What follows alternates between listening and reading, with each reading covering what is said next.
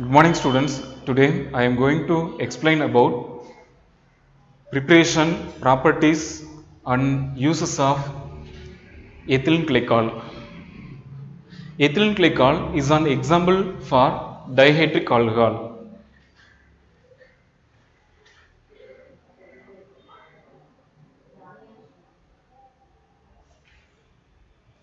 Definition for dihydric alcohol.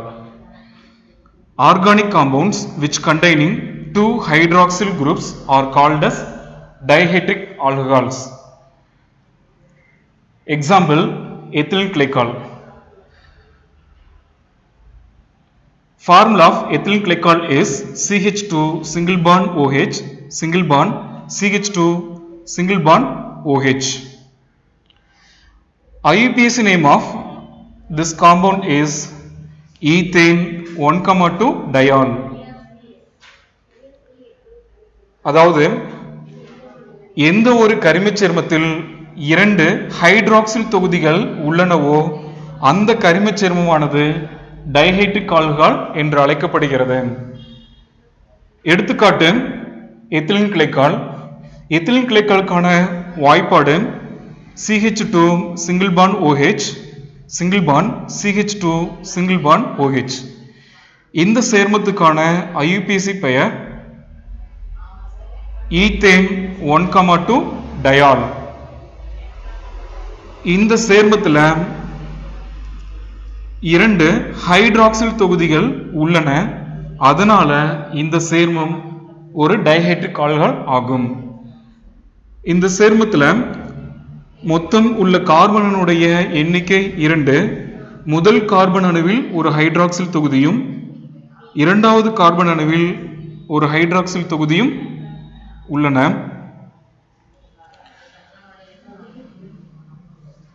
இதனுடைய IUPAC பெயரை பாருங்க. இந்த பெயர்ல டயால் என்ற வார்த்தை எதை குறிப்பிடுது அப்படின்னா, கொடுக்கப்பட்டுள்ள சேர்மத்தில் 2 ஆல்கஹால் தொகுதிகள் உள்ளதை காட்டுகிறது. டை என்றால் 2 என்று பொருள். அடுத்து ஆல்கஹால் என்ற வார்த்தையில கடைசி 2 எழுத்துக்கள் என்ன அப்படின்னா O மற்றும் L. ஓகே, அந்த 2 எழுத்துக்கள் இங்கு பயன்படுத்தப்பட்டிருக்கு. டைகோட O மற்றும் L ஆகிய 2 எழுத்துக்களை பயன்படுத்தும் போது டயால் என்ற வார்த்தை உருவாகுது. ஆல்கஹால் என்ற சேர்மத்துக்கான வினைசெயல் தொகுதி OH. எந்த ஒரு கரிமச் சேர்மத்தில் OH தொகுதியானது கார்பனுடன் நேரடியாக இணைக்கப்பட்டிருக்குதோ அந்த கரிமச் சேர்மமானது ஆல்கஹால் எனப்படும். நம் கொடுக்கப்பட்டுள்ள சேர்மத்தில் OH தொகுதி பார்த்தீங்க அப்படின்னா கார்பனுடன் நேரடியாக இணைக்கப்பட்டிருக்கு. மொத்தம் 2 OH தொகுதிகள் உள்ளன. அதனாலதான் இங்க டயால் அப்படின்ற வார்த்தை பயன்படுத்துறோம். முதல் OHக்கான இடம் அந்த கார்பன் சங்கிலியில முதல் இடம், மற்றொரு OHக்கான இடம் இரண்டாவது இடம். அதனாலதான் 1, 2 ஆகிய 2 எண்களை பயன்படுத்துகிறோம்.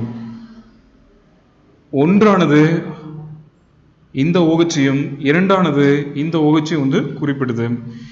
ஈத்தேன் என்பதற்கு பொருள் என்னவென்றால், கொடுக்கப்பட்டுள்ள அந்த கரிம சேர்மத்தில் மொத்தம் உள்ள கார்பனுடைய எண்ணிக்கை 2 என்பதை குறிப்பிடுகிறது. ஆல்கேன் அப்படின்னா என்ன அப்படின்னு நமக்கு தெரியும். Hydro carbon, saturate hydro carbon. Alkane என்ற வார்த்தையை 2ஆ உடைச்சோம்னா ஆல் பிளஸ் ஏன். ALK என்பது கொடுக்கப்பட்டுள்ள சேர்மத்தினுடைய வேர்ச்சொல். அது எதை பொறுத்து இருக்கும்? கொடுக்கப்பட்டுள்ள சேர்மத்தில் எத்தனை கார்பன் அணுக்கள் உள்ளனவோ அதனுடைய எண்ணிக்கை பொறுத்து இருக்குது. இங்க 2 கார்பன் அணுக்கள் உள்ளன, அதனால இந்த ALK என்ற வார்த்தையை எடுத்துட்டு ஈத் என்ற வேர்ச்சொல்ல பயன்படுத்துறோம். ஈத் பிளஸ் ஏன் ஈத்தேன். ஓகே, ஸோ இப்படிதான் இந்த சேர்மத்துக்கான IUPAC பெயர் வந்திருக்கு. Ethane 1,2 டயால். ethylene glycol is an example for vicinal diol. Vicinal means neighbor and diol means organic compound containing 2 hydroxyl groups. Vicinal என்பதற்கு அருகிலுள்ள என்று பொருள். டயால் என்பதற்கு அல்லது டயால் என்பது ஒரு கரிமச் சேர்மத்தை குறிப்பிடுகின்றது. அந்த கரிமச் சேர்மத்தில் 2 ஹைட்ராக்சில் தொகுதிகள் கண்டிப்பாக இருக்கும். சரி, இதற்கான வரையறை பார்க்கலாம். Hydroxy compounds in which 2 hydroxyl groups are attached to adjacent carbon atoms are called as diols. அதாவது எந்த ஒரு ஹைட்ராக்சி சேர்மத்தில் 2 ஹைட்ராக்சில் தொகுதிகள் அடுத்தடுத்த கார்பன் அணுவில் நேரடியாக இணைக்கப்பட்டுள்ளனவோ அந்த ஹைட்ராக்சி சேர்மமானது விசினல் டயால் என்று அழைக்கப்படுகிறது. எந்த ஒரு கரிமச் சேர்மத்தில் 2 ஹைட்ராக்சில் தொகுதிகள் அடுத்தடுத்த கார்பன் அணுக்களில் நேரடியாக இணைக்கப்பட்டுள்ளனவோ அந்த சேர்மமானது விசினல் டயால் என்று அழைக்கப்படுகிறது. Example ethylene glycol. ஸோ இந்த சேர்மத்தை கருதுவோம். இந்த சேர்மத்தில் மொத்தம் 2 ஹைட்ராக்சில் தொகுதிகள் உள்ளன, 2 கார்பன் அணுக்கள் உள்ளன. ஹைட்ராக்சில் தொகுதியில் உள்ள ஹைட்ரஜன் அணுவை தவிர ஹைட்ரஜன் அணுக்கள் 4 உள்ளன. சரி, இந்த ஹைட்ராக்சில் தொகுதி கருதலாம். முதல் ஹைட்ராக்சில் தொகுதி முதல் கார்பன் அணுவுல இருக்குது, இரண்டாவது ஹைட்ராக்சில் தொகுதி இரண்டாவது கார்பன் அணுவுல இருக்குது. இப்ப இந்த சேர்மத்தில் அடுத்தடுத்த கார்பன் அணுக்களின் மீது ஹைட்ராக்சில் தொகுதிகள் நேரடியாக இணைக்கப்பட்டிருப்பதன் காரணமாக இந்த சேர்மமானது விசினல் டயால் என்று அழைக்கப்படுகிறது.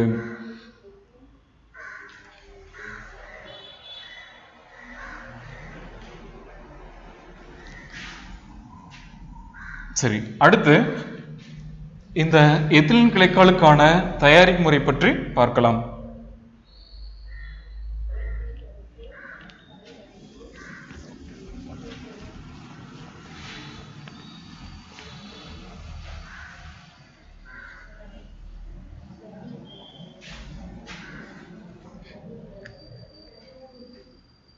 Preparation of ethylene glycol.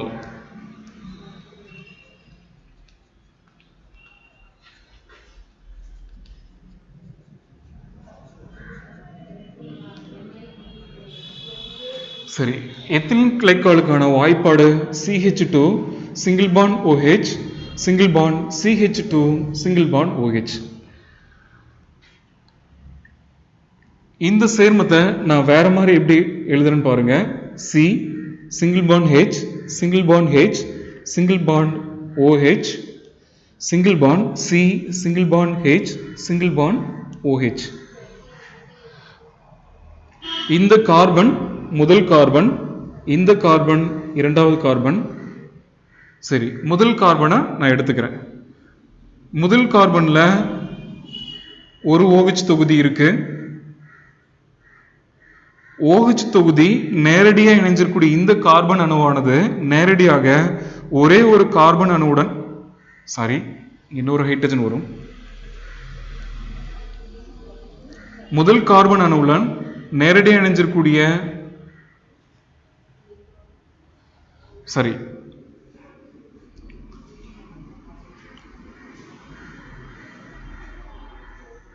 Hydroxyl தொகுதியுடன் நேரடியாக இணைஞ்சிருக்கக்கூடிய முதல் கார்பன் அணுவானது நேரடியாக ஒரே ஒரு கார்பன் அணுவுடன் இணைஞ்சிருப்பதன் காரணமாக இந்த ஆல்கஹாலானது பிரைமரி ஆல்கஹால் என்று அழைக்கப்படுகிறது.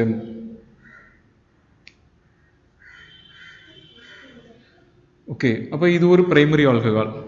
அடுத்து இந்த பகுதி எடுத்துக்கிறேன். ஹைட்ராக்சில் தொகுதி நேரடியாக இணைஞ்சிருக்கூடிய இந்த கார்பன் அணுவானது நேரடியாக ஒரே ஒரு கார்பன் அணுவுடன் இணைந்திருப்பதன் காரணமாக இதுவும் பிரைமரி ஆல்கஹால் என்று அழைக்கப்படுகிறது. அப்ப எத்திலீன் கிளைக்கால் என்ற சேர்மத்தில் மொத்தம் 2 பிரைமரி ஆல்கஹால் தொகுதிகள் உள்ளன. எத்திலீன் கிளைக்கால்ல இருக்கக்கூடிய இந்த ஹைட்ராக்சில் தொகுதியை பொறுத்து இந்த சேர்மமானது எந்த வினைக்காரணியுடன் வினைப்பட்டு எந்த வினைவிளை பொருளை தருது அப்படின்றத பார்க்கலாம்.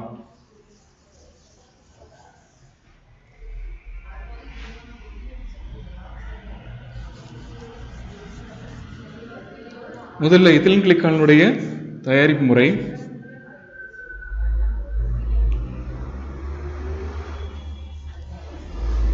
From ethylene.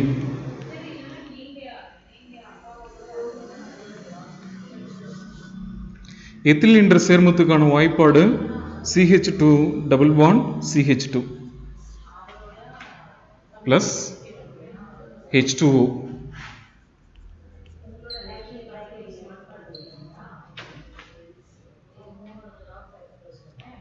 Cold alkaline KMnO4.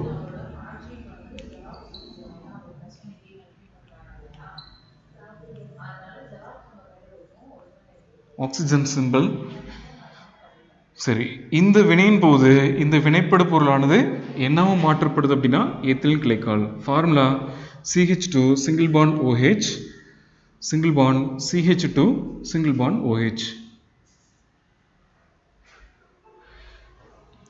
சரி, இந்த வினையில ஈடுபடக்கூடிய இந்த கோல்ட் ஆல்கலின் KMnO4 என்ற காரணியானது பேயர் காரணி என்று அழைக்கப்படுகிறது.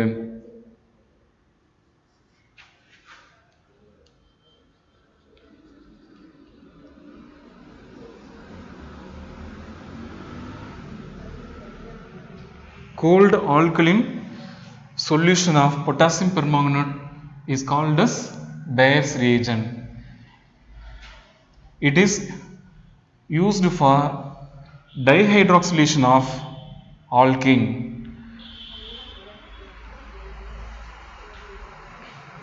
சரி, இந்த வினைக்கான எக்ஸ்பிளனேஷன் வந்து பாருங்க. Ethylene undergoes dihydroxylation in the presence of cold alkaline potassium permanganate solution to give ethylene glycol.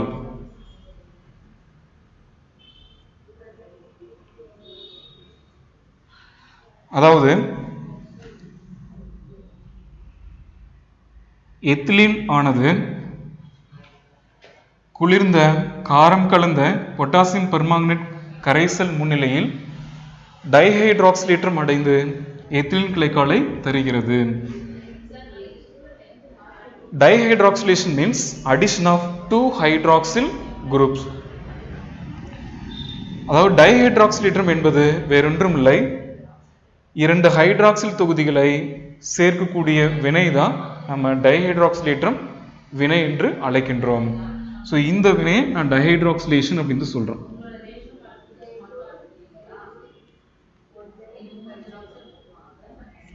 It is a dihydroxylation reaction. சரி, இந்த வினைப்படு பொருள் எவ்வாறு இந்த வினைவிளை பொருளாக மாறுதுன்னு பாருங்க. CH2 double bond CH2 இதற்கும் CH2 single bond OH single bond CH2 single bond OH இடையே என்ன வேறுபாடு இருக்கு அப்படின்னா, இங்க CH2க்கும் CH2 இடையில இரட்டை பிணைப்பு இருக்கு, இங்க CH2க்கும் CH2 இடையில ஒற்றை பிணைப்பு வந்து இருக்கு. ஓகே, அதாவது இந்த கார்பன் கார்பனுக்கு இடையே இருக்கக்கூடிய 2 பிணைப்புகள்ல ஏதோ ஒரு பிணைப்பை நீக்கிட்டு அதற்கு பதிலா ஒவ்வொரு கார்பன்லையும் ஒரு OH தொகுதியை வந்து இணைச்சிடுறோம், அல்லது ஒவ்வொரு CH2 தொகுதிகளும் என்ன பண்றோம், ஒரு OH தொகுதியை இணைச்சிடுறேன். CH2 சிங்கிள் பாண்ட் OH இரட்டை பிணைப்புல ஒரு பிணைப்பை ரிமூவ் பண்ணிட்டேன், மீதி ஒரு பிணைப்பு இருக்கும், எழுதியாச்சு CH2. ஓகே, அதோட என்ன பண்றேன், ஒரு OH பார்த்தீங்க அப்படின்னா இணைச்சிடுறேன். ஒரு பிணைப்பை கார்பன் கார்பனுக்கு இடையே நீக்கிவிட்டு அதற்கு பதிலாக ஒவ்வொரு கார்பன் அணுவிலையும் ஒரு OH தொகுதி சேர்க்கணும். ஓகே, இந்த சேர்மத்தில் 2 OH தொகுதிகள் பார்த்தீங்க அப்படின்னா இருக்குது, இந்த சேர்மத்தில் OH தொகுதி இல்லை. ஓகே, இந்த சேர்மத்தில் 2 OH தொகுதிகளை சேர்ப்பதன் காரணமாக இந்த வினையானது எவ்வாறு அழைக்கப்படுது அப்படின்னாக்கா டைஹைட்ராக்சிலேற்ற வினை என்று அழைக்கப்படுகிறது. ஓகே, நான் சொன்ன வினை வழிமுறை வந்து தவறு. ஓகே, இதற்கு சரியான வினை வழிமுறை பார்த்தீங்க அப்படின்னா கொடுக்கல, இது ஞாபகம் வச்சு தான் எழுத முடியும். ஓகே, மெக்கானிசம் காம்ப்ளிகேட்டடாக இருக்கும். ஓகே, அதனால சொன்னதை மட்டும் ஞாபகம் வச்சு எழுதிருங்க. போர்டில் என்னென்ன கெமிக்கல்ஸ் வந்து இருக்குதோ அந்த கெமிக்கல்ஸ்க்கு உண்டான பேர் அதற்குரிய விளக்கம் எழுதினீங்கன்னா போதும். ஓகே, மறுபடியும் இதனோட எக்ஸ்பிளனேஷன் சொல்கிறேன் பாருங்கள். Ethylene undergoes dihydroxylation in the presence of cold alkaline potassium permanganate solution to give ethylene glycol. இதோட இந்த வினை வந்து முடிஞ்சிருச்சு. இது பார்த்தீங்க அப்படின்னா 1 மார்க்கில் வந்து கேட்கலாம். அதாவது பெயர் கரணி என்பது எது அப்படின்னு வந்து கேட்டாங்க அப்படின்னா நீங்கள் இந்த ஆன்சர் வந்து செலக்ட் பண்ணணும். அதாவது குளிர்ந்த காரம் கலந்த பொட்டாசியம் பெர்மாங்கனேட் பெயர் கரணி என்று அழைக்கப்படுகிறது.